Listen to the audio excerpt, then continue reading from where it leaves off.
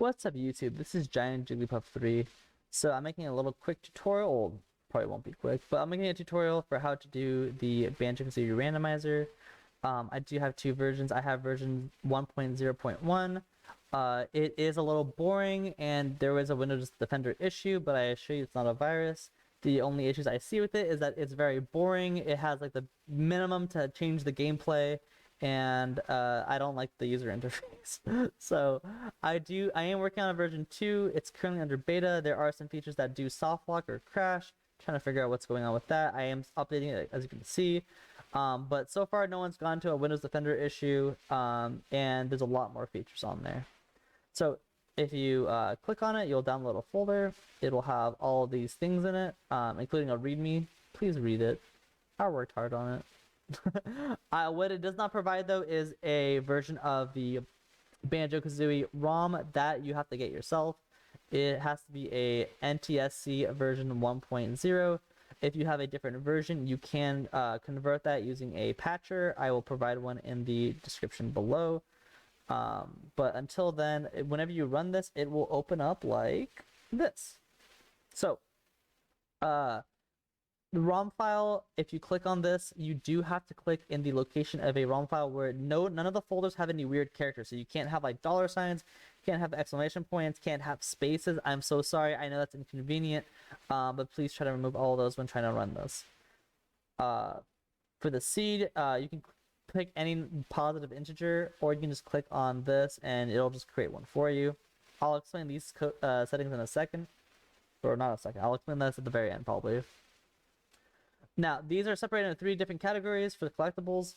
For the first category, Jiggies, Empty Honeycombs, and Mumbo tokens, you have Shuffle by World. So the Jiggies, for example, will all be in the same world, and you'll still get 10 out of 10. Same thing with the Empty Honeycombs, and same thing with Mumbo tokens. Or you can shuffle by game. So, for example, in Mumbo's Mountain, you could possibly collect a Jiggy for Rusty Bucket Bay. In your totals menu, it won't actually say that you collected it for Mumbo's Mountain, but once you unlock Rusty Bucket Bay, you will see that the Jiggy count will not be 0. Now, abnormalities. There are some Jiggies that don't cause a soft lock, but they cause some kind of weird interaction. For example, there are some Mumbo tokens in Rusty Bucket Bay's engine room, and they're over some rotating pipes. There are, if they become Jiggies and you touch them, you'll do a Jiggy Jig, but the pipe will still be rotating and you will fall off and die. If you click this, they will be active so that those Mumbo tokens can be shuffled. Otherwise, they will not be. Potential soft lock. So there are some Jiggies that have weird interactions so that you can't touch them. For example, the empty honeycomb that only the pumpkin can touch. If you click on this, that can be randomized anywhere in the level, and possibly the pumpkin can't reach it. Just heads up. There is the Door of Grunty Only feature. So at the very end of the game, there is a giant picture of Grunty, costs 25 Jiggies, and once you do that, you can go fight Grunty. If you click on this feature, you will make so that all the worlds are automatically open except for that last door, unless you change this to 0, in which everything's automatically open. Or you can make it painful and make this 99. It's not 100 though, because you will need 1 Jiggy to open up the double health picture. But if you have it at like 96, it will the double health will still cost 4. It just kind of scales depending on where you have it in that range. The free transformation. So if you go to Mumbo, he'll transform you into a termite, walrus, croc, whatever, for free. Nothing else needs to be said about that. 1 health only. No matter how many empty honeycombs you get, you will still be at 1 health. Good luck, have fun. The logic for the worlds are not determined by this 1 health only mode. I think that only masochists will pick this. Have fun. For the notes, eggs, red feathers, and gold feathers, there's a few more features.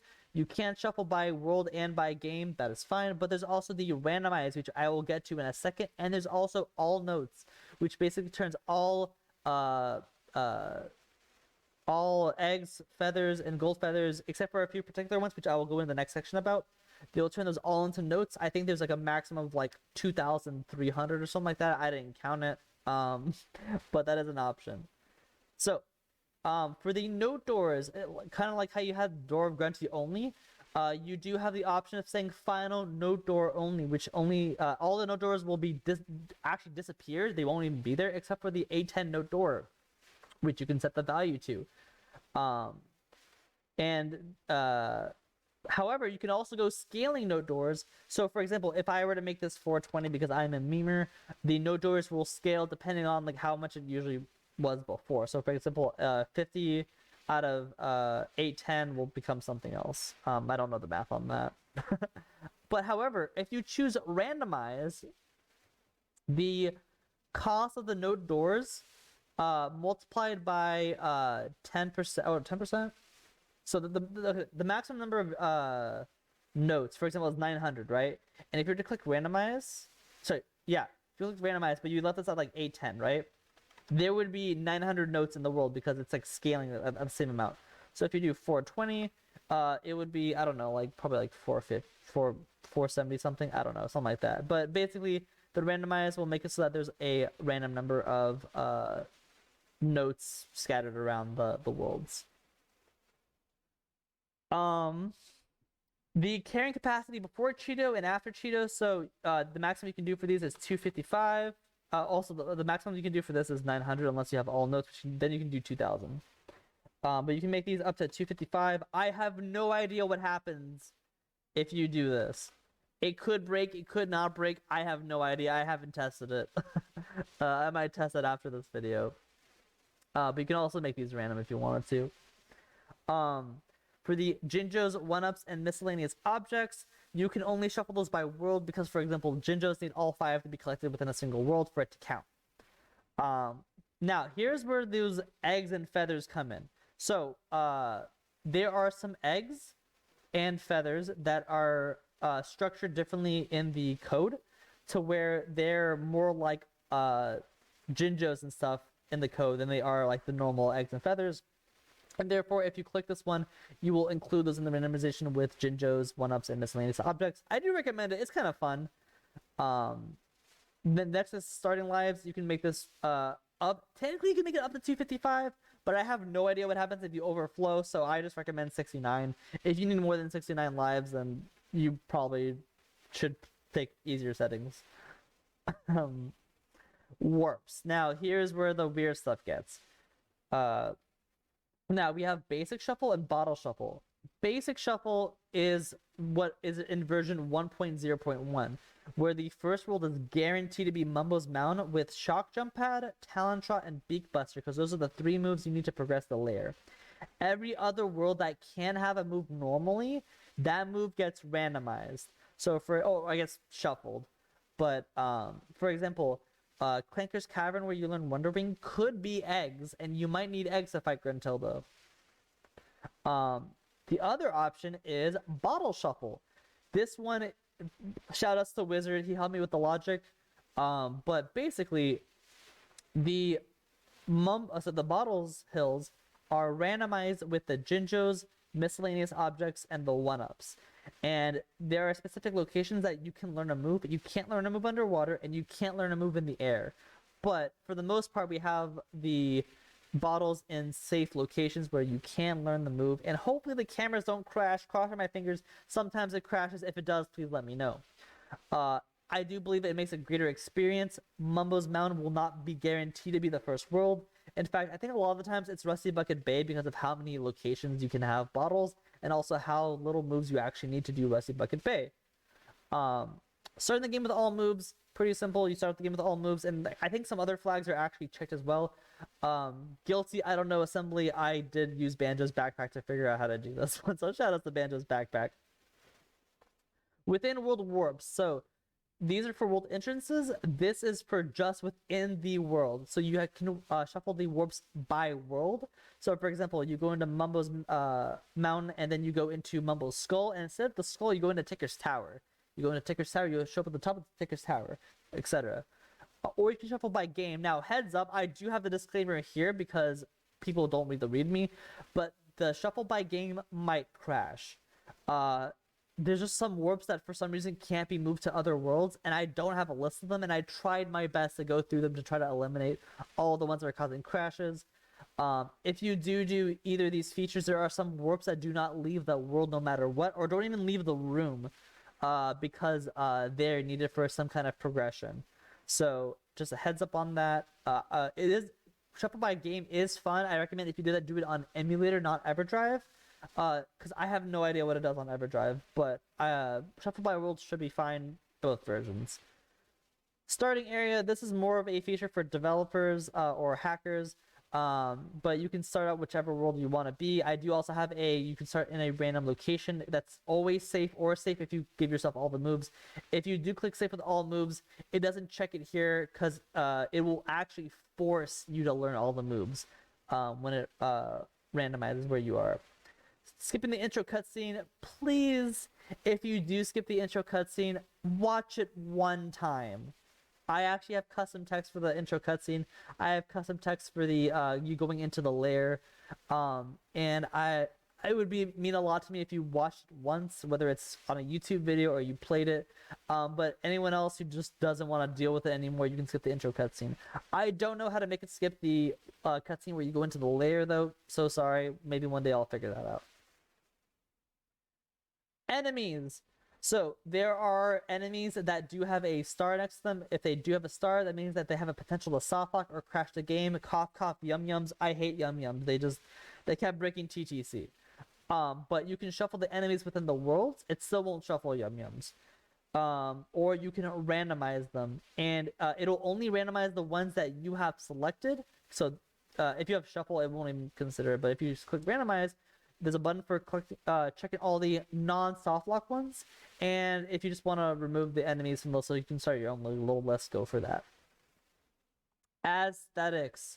So I do have some presets you can pick. There's also a pick random preset or pick random colors, but otherwise we have like Asexual Pride, Ratchet and Clank, Waluigi, and Wario. Those are always fun. My favorite one personally is Hailfire Peaks. That's the one I usually go with. You can also just click random preset, or you can click random colors, and it will just do like a custom one. You can also make your own custom colors. You'll have to learn how to do RGB A32 and RGB. Oh my gosh, I forgot the number of this. But it's a different 4-digit format. There's also converters if you need those as well. Now there are short sounds, fanfares, jingles, and looped music. So a short sound is like you collect an egg, it makes a blop sound. A jingle is like you collect a jiggy bum bum bum bum bum bum bum. And looped music is kind of like the world music, or like you're in an area and it goes on for like a long time. There are some exceptions. For example, King Sandy Butch's Tomb is considered music because it's way too long. However, it will eventually stop. So if you're in a world and the music just stops, it's because that's probably King Sandy Butch music. There are also beta sounds. So there are some sounds that are left, beta sounds, musics, and whatever that are left in the game. And so if you hear those, cool. It's kind of like nice hearing like the beta sounds that are still left in the game. There's just more aesthetic things like skyboxes, which there's two sections. There's the actual like skybox color, and there are clouds or like miscellaneous like foggy things. So those are actually shuffled separately, and I think it's kind of fun. Talking sprites, most of them are randomized. I believe the Gruntilda one was crashing, so unfortunately that doesn't get randomized. But like it's kind of funny seeing like, you know, like the ticker is actually just 2D. 2D's like, hey, where'd you get those pants? Customizable. This is the most confusing of the features. It's something that I'm trying to work with. But basically, I have presets, and you can make your own presets if you figure out how to do it. Maybe I'll make a tutorial on how to do that. But you can change the aesthetics of the game, and there'll be like little descriptions. You can make the enemies difficult, where they will like potentially one-shot you or something else. And there's like Troll, which I'm playing around with. Probably not worth investing in, but I thought it was funny. But basically these change the models, animations, and properties. I do recommend trying out aesthetics. It doesn't actually affect your gameplay, except maybe the termite, but it's more just for fun. Go ahead and it's silly, and watch out for the transformations. They're not broken, but they kind of are. You'll understand when you try it. They won't break your game though. Now, for the worlds, they each have a specific feature that they can do. I did lump in the final battle with Gruntilda's Lair, even though it's technically not considered part of it. People don't like Furnace Fun. You can skip Furnace Fun, and if you do, Gruntilda will change her hints for Furnace Fun to hints for the rando. The more features you have on, the more her hints will actually be useful. I recommend if you have the world randomization order, that you use these Gruntilda hints to figure out where the moves are, because she will actually say there are 2 moves in Mumbo's Mound, there's 1 move here, there are no moves here, etc. She might be wrong on the counts, like the number of Jiggies and stuff, so just heads up. I had a hard time figuring how to do that. No de-transformations. Basically, if you're a termite and you walk too far, you de-transform. If you click this, you won't. It's really only useful if you become the bee. The bee has a lot of applications. But if you just want to run around as like the pumpkin or something like that, go have fun, knock yourself out. The Gruntilda final battle. Sorry, I needed the water, but I don't even have any water next to me. The final battle. People were running like Ys in this randomized, and I didn't know how to randomize it, so I decided I'm just gonna make it difficult. If you do 0, it just won't turn on a feature, but you can set it to difficulty 1, 2, and 3. 3 is the hardest. And there are 3 potential features for it. There's Monster House, where it'll add enemies onto the field, and it'll take out like the eggs and feathers that are normally on the sides. What floor? Basically, there will be shock jump pads, and anything that's not a shock jump pad or like the elevated floor is collisionless. Like, you will go through that floor. And Mini-Me is Gruntilda will become smaller the more difficult you make it. I do think that difficulties 1 and 2 might be decently easy, but level 3 might be harder in case you're not good at flying, so heads up on that. You can turn all 3 of these on, and they'll just pick one randomly from one of those. Mumbo's Mound, there are a ton of flowers in Mumbo's Mound, so I decided if you want to, this will shuffle the notes, eggs, and feathers with the flowers. Trove Cove. Now, people were asking me, Jiggly, can you make it so that the XYZ locations of all like the objects everywhere? If you like this feature, I might consider it for the future, but as far as I've seen the beta testers, they don't turn on this feature. They don't like how scattered things are, but it is what you asked for. The eggs, feathers, and notes will be actually they're not even completely randomized. They are shuffled within a voxel. If you don't know what a voxel is, I don't want to explain it, but basically they're near the location that they normally spawn at, and they should be 100%able. But I only made it for TTC because not only can you fly, but there is no like outer wall that would stop you from collecting it. There are some like there's like that giant arch, but I did have it calculated so that if it were to be randomized like in like one of those walls, it would instead not be randomized at all. Clanker's Cavern. So there are rings in Clanker's Cavern. The first one will always be default. It'll just be there. However, all the other orders will be randomized. If you can't seem to do it, I recommend pause buffering. So basically, the timer slows down if you pause and unpause the game, which will give you more time to actually complete it. It is really hard, just a heads up. Bubblegloop Swamp, Shuffle Croctus order. Basically, this is just to mess with speedrunners because they memorize the order. I like to mess with them. Bigger, badder Crocodile. This will make Mr. Vile large. Now, his box where he actually like chomps things and like pushes you around is actually the same size as before. However, he does cover more of the screen, so it's harder to see where the Yumleaves and Gumleaves are. And Tip Top Choir, Noah Science Seats, all their heads will be sticking out of the ground, so you can't see what color they are, and they will be in a semi-random position. One of them will be potentially off screen, and basically if you see the cast of them and one of them is crying but you can't see which one, it's probably the one that's off screen. Freezeezy Peak, Boggy's Races, Moved Flag. So these can be twisted and turned, but it's kind of the same path. Boggy doesn't care about where the flags are. He's just gonna keep going, and if he reaches the end before you, he just wins, so he doesn't care.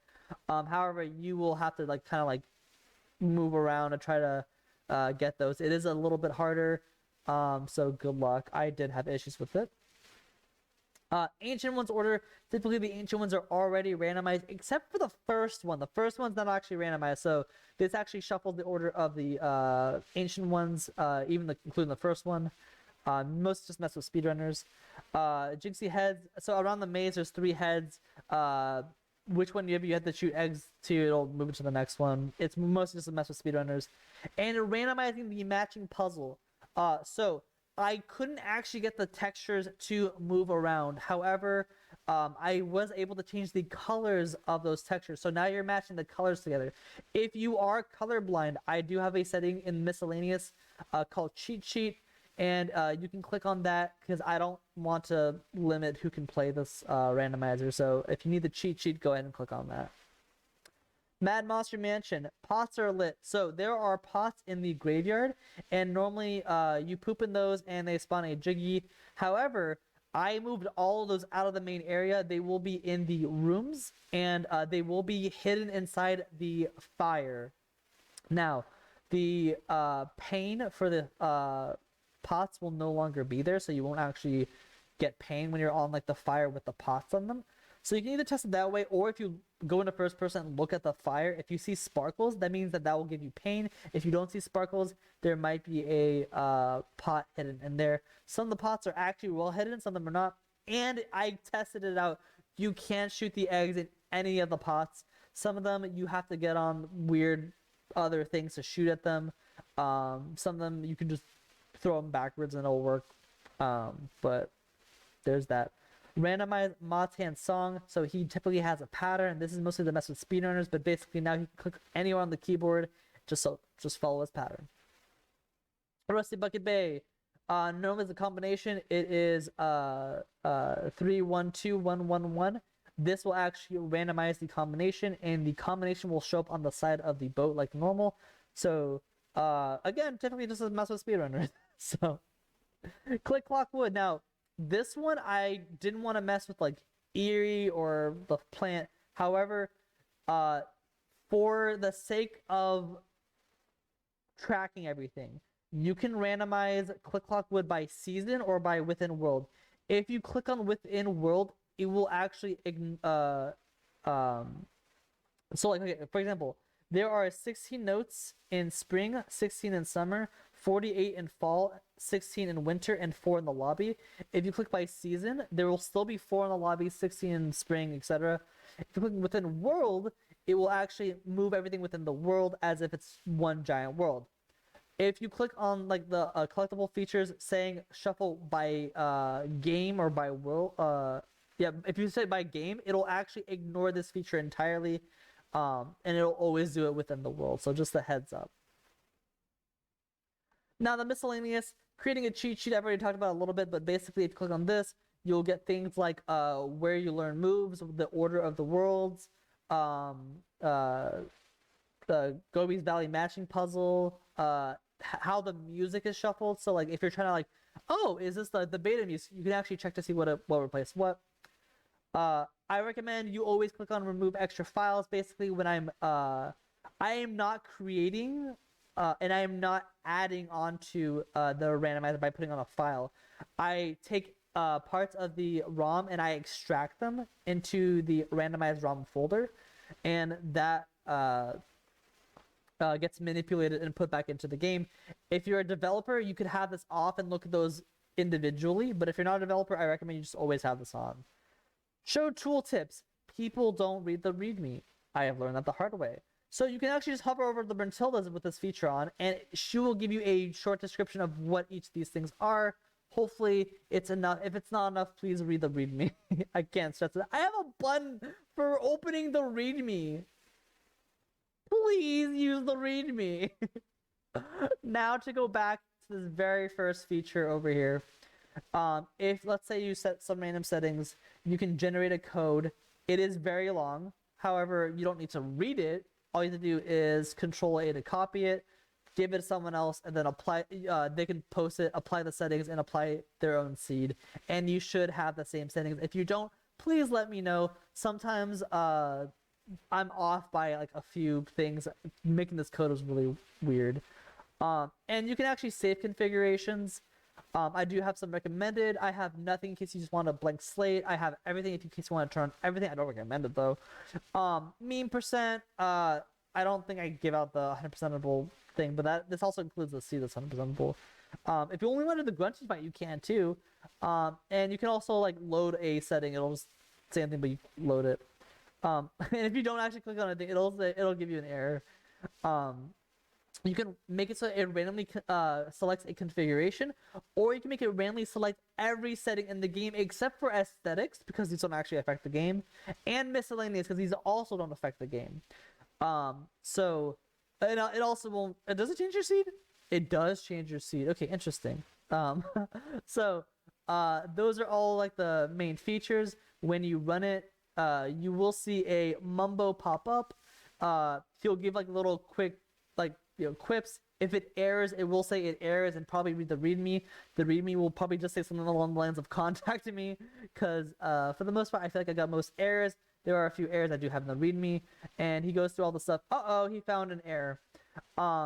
And that's not on purpose, so that's unfortunate. What random preset? That's unfortunate. I'll have to look into that. But if there's an error, he will actually say something like that, and he'll say where it erred. Otherwise, he will go all the way through. Let me actually go ahead and just say aesthetics for the sake of demonstrating this and run this. It should work now. And I do want to give a shout out to all the beta testers. I want to give a shout out to the Banjo modding community called Banjo's Backpack. There were a lot of supportive people for this, and it's been a while. There are a lot of people too who are like, man, the Banjo Kazooie randomizer is new, and I've actually been working on this for a year now. So the version 1.0.1 came out in like June or July. And I've been working on version 2 because people wanted more. There are some features I can't do until either I learn assembly, someone helps me with it, or the decomp is finished. Please don't compare me to the Super Mario 64 or Ocarina of Time randomizer, because I am a team of one for actually like writing the code. And I am so stressed. This is the part where it says it takes a little bit, a minute or two. This is normal. This is just compressing again and putting it back to the ROM while also doing all the checksums. So hopefully that doesn't crash on you. And whenever he's done, he should be finished soon. I hope you enjoy the little gif of him like doing that. Oh, my dog is licking the couch. All right, cool. Yeah, Mumbo will say done. Let player close the window. Ubinaka. And that is the randomizer. Let me know if you guys have any issues. I do have a Discord specifically for this randomizer. So if you want to join that, I'm typically active on Discord, so just let me know. If you're having any issues and you're on like Twitter or YouTube, I will respond, but I am kind of slow responding there. So I do recommend Discord. I can't think of really anything else to say. It is like 2:30 a.m. and this video is 28 minutes long. So thanks you guys for watching. Hopefully it all works out, and enjoy the randomizer.